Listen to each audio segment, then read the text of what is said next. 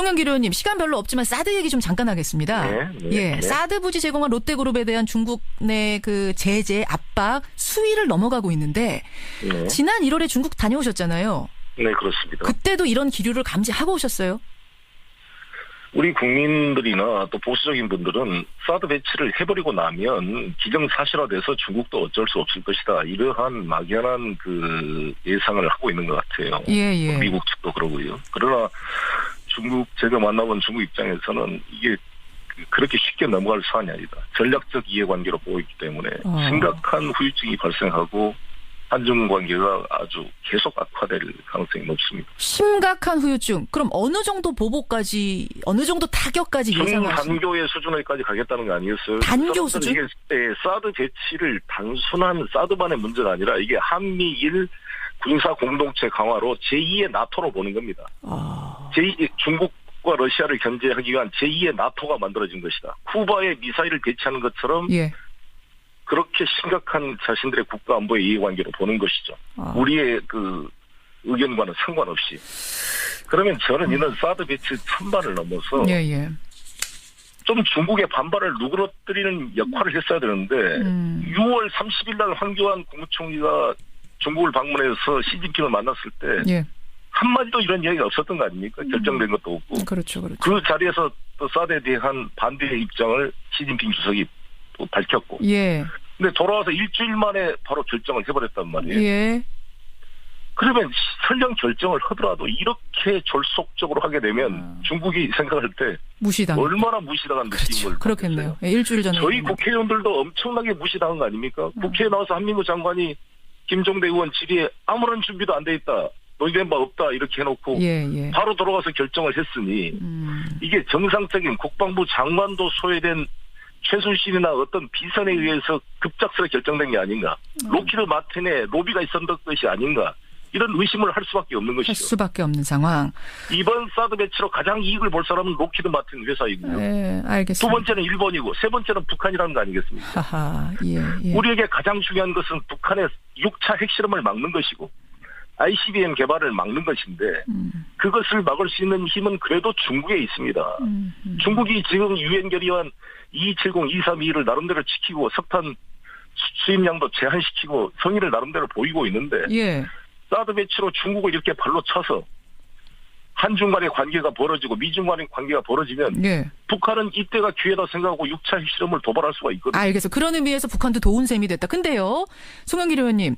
문재인 캠프의 총괄본부장 하시니까 제가 이 문제 여쭙습니다만 문재인 전 대표는 사드 배치에 대해서 무슨 입장인가요? 이제 차기 대통령 될 분들이 이 부분에 대한 입장을 내놔야 되거든요. 해결책을 제시하셔야 되는데. 지금 입장 유보 상태시죠, 문 대표는? 문재인 후보 입장은 사드 배치를 차기 정부에 넘겨주면 이것을 외교적인 해결 방안의 계기로 만들겠다는 것입니다. 그리고 국회의 비준 심의를 거쳐서 여러 가지 우리 국익에 맞게 조정하겠다. 제3의 솔루션도 찾아보겠다.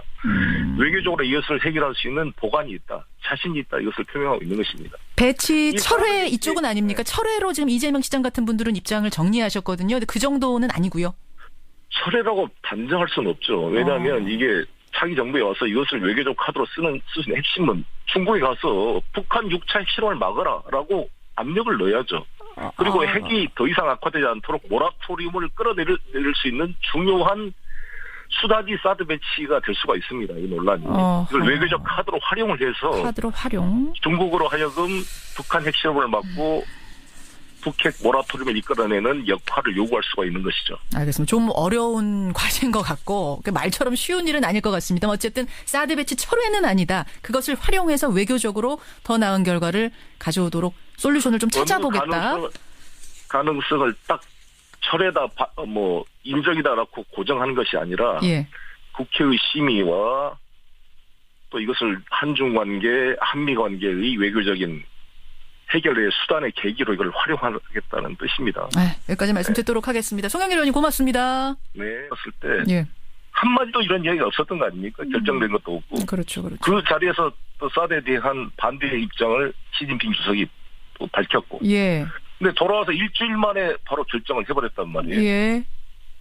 그러면 설령 결정을 하더라도 이렇게 졸속적으로 하게 되면 중국이 생각할 때 무시당 얼마나 무시당한 느낌을 그렇겠네요. 예, 일주일 전에 저희 국회의원들도 엄청나게 무시당한 거 아닙니까? 국회에 나와서 한민구 장관이 김종대 의원 질의에 아무런 준비도 안 돼 있다. 논의된 바 없다. 이렇게 해놓고 바로 돌아가서 결정을 했으니 이게 정상적인 국방부 장관도 소외된 최순실이나 어떤 비선에 의해서 급작스레 결정된 게 아닌가. 로키드 마틴의 로비.